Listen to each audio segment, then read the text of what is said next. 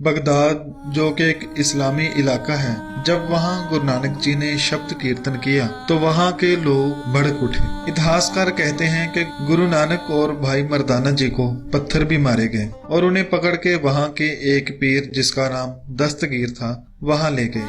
और उस पीर ने गुरु नानक जी से कहा, क्या फकीर, क्या तुझे पता नहीं कि इस्लाम में गाना बजाना वर्जित है? तो गुरु नानक ने उन सबके गुस्से का बहुत शांत रहकर जवाब दिया और कहा कि दुनिया के गीत संगीत में कुछ बुरा हो सकता है, मगर जो हम गा रहे थे वो तो उस अल्लाह का गीत था, वह तो उस मालिक के प्रेम में गाए हुए गीत थे।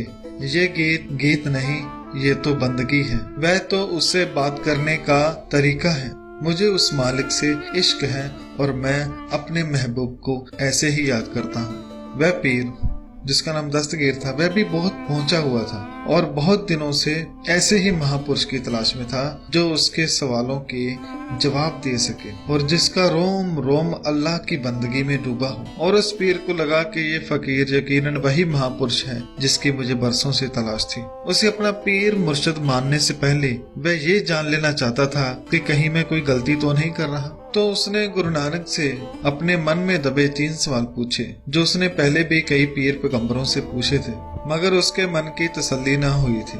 तो उसने गुरु नानक जी से कहा कि ऐ फकीर, मैं तुम्हारी बात की कदर करता हूँ और इन सब की तरफ से मैं माफी भी मांगता हूँ, मगर मैं तो तभी आपको एक सच्चा फकीर मानूंगा अगर आप मेरे 3 सवालों के जवाब दें।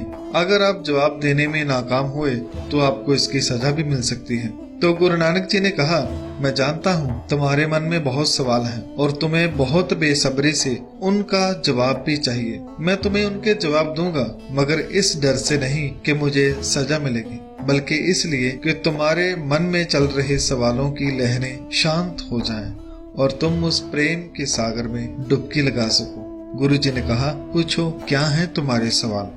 तो पीर दस्तगीर ने कहा कि मेरा पहला सवाल है कि उस परमात्मा परमेश्वर अल्लाह से पहले कौन था? दूसरा सवाल कि अगर वो है तो वो रहता कहाँ है उसका स्थान? और मेरा तीसरा सवाल है कि अगर वो है तो वो करता क्या है? कोई काम करता भी है या नहीं? अगर फकीर तुम मुझे इन सवालों के जवाब दे दो तो मैं आपका बहुत आभारी रहूंगा। गुरुजी ने कहा कि आपके सवाल इतने कीमती हैं जितने आपके पास पड़े हुए ये मोती। मेरा जवाब इन मोतियों में छिपा है। सब लोग वहाँ देखने लगे। गुरुजी ने कहा कि इसे एक थाल में डालकर यहाँ लाओ और मुझे गिनकर बताओ कि ये कितने हैं। तुम्हारा जवाब इसी में छुपा है। तो दस्तगीर बड़ा हैरान तो हुआ, मगर उसने वैसा ही किया जैसा कहा गया। वह थाल में भरकर उन्हें गिनने लगा। अल अतनीन तलाता अरबा, यानी अरबी में गिनने लगा 1 2 3। गुरुजी ने उसे 3 पर ही रोक दिया और कहा कि तुम गिनती गलत कर रहे हो। दस्तगीर बहुत हैरान हुआ। उसने कहा कि मैंने बिल्कुल सही गिना है। गुरुजी ने कहा, नहीं, तुम फिर से गिनो। उसने सोचा कि शायद मुझसे कुछ गलती हो गई है। वह फिर से गिनने लगा 1 2 3। गुरुजी ने फिर रोक दिया और कहा कि ऐ दस्तगीर, तुम तो इन लोगों के लिए बहुत बड़े पीर हो और फिर इस गिनती में चूक क्यों कर रहे हो? पीर ने थाल में पड़े मोतियों की तरफ देखा और फिर गुरु नानक की ओर थोड़ा सोचा और फिर कहा, ठीक है, इस बार जहां मैं गलती करूं आप वहीं मुझको रोक देना, ताकि मुझे समझ आ सके कि मैं कहाँ गलत हूँ। तो गुरुजी ने कहा, ठीक है, तुम गिनती शुरू करो। तो उसने गिनती शुरू की। जब उसने 1 कहा 1, तो गुरुजी ने उसे वहां ही रोक लिया, हाथ पकड़ लिया और कहा कि तुम यहाँ गलत हो। अब पीर भी हंसने लगा कि मैं तो समझा था कि आप बड़े फकीर हो, आप बाबा हो, मगर आपने तो मुझे 1 पर ही रोक दिया। भला 1 में क्या गलती है? गुरुजी ने कहा, यही तो गलती है, तुम 1 से शुरू कर रहे हो। तुम 1 से पहले शुरू करो। तुम 1 से पहले शुरू क्यों नहीं कर रहे? तो पीर ने कहा कि 1 से पहले तो कुछ नहीं है, सब 1 से ही शुरू होता है। गुरु नानक जी ने कहा, यही तुम्हारे पहले सवाल का जवाब है। 1 से पहले कुछ नहीं था, सब कुछ 1 से ही शुरू हुआ। ना उसको किसी ने जन्म दिया और ना ही उसे कोई मिटाने वाला है, उसी से ही सब कुछ चल रहा है। इसलिए उस 1 को प्रणाम करो, उस 1 के आगे सिर झुकाओ जिसके पहले कोई नहीं था, जो नाश रहित है और वो हमेशा रहेगा। गुरबाणी में दर्ज है कि आदेश तिसैं आदेश, आद अनिल अनाद अनाहत, जुग जुग एक को बीस।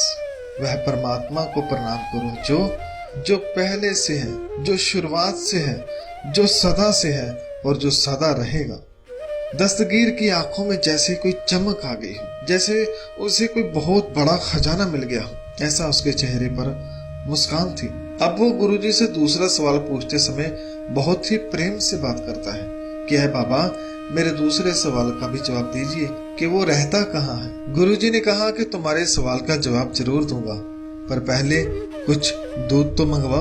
पीर ने सोचा कि ये दोनों बहुत दूर से आए हैं, लगता है इन्हें भूख लग गई है, तो उसने तुरंत दूध मंगवाया। बड़े बर्तन में दूध को लाया गया और कटोरे में पाने ही लगे थे तो गुरु नानक जी ने रोक दिया और कहा कि है पीर, इसे इस बर्तन के अंदर ही रहने दो। पीर ने कहा जैसा आपका हो। और गुरु नानक जी ने पूछा कि ए पीर, मुझको बताओ कि इस बर्तन के अंदर क्या है। पीर ने कहा इसमें दूध है। गुरु जी ने कहा कि इसे गौर से देखो और बताओ इसमें क्या है। पीर ने सोचा कि शायद दूध में किसी ने कुछ मिला दिया है, तो उसने अंदर गौर से देखा और कहा कि इसके अंदर केवल दूध ही है। गुरु जी ने कहा नहीं, इसमें कुछ और भी है, तुम ध्यान से नहीं देख रहे। पीर ने फिर देखा और कहा नहीं महाराज, इसमें तो कुछ नहीं है। गुरु जी ने कहा कि क्या इस दूध में घी नहीं है। पीर ने कहा वो तो हर दूध में होता है। गुरु नानक जी ने कहा फिर बताओ इस दूध में घी कहाँ है। पीर ने कहा इसमें घी तो है मगर दिखाई नहीं देता, और घी को देखने के लिए तो दूध को अलग प्रक्रिया से गुजरना पड़ता है। गुरुजी ने कहा बस यही तो है तुम्हारे दूसरे सवाल का जवाब। जैसे यह दूध है वैसे ही हम सब ये दुनिया है, और इस दुनिया में परमात्मा वैसे ही है जैसे दूध में घी।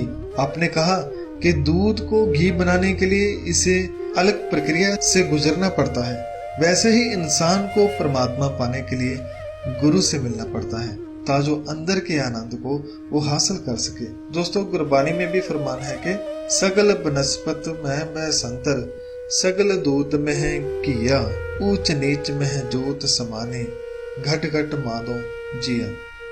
कि जैसे हर लकड़ी के अंदर आग है और हर दूध में घी है, गुरु जी फरमाते हैं वैसे ही वह प्रभु की जोत हर एक में है। गुरु जी ने कहा अब आप समझ गए ही होंगे कि परमात्मा कहाँ है।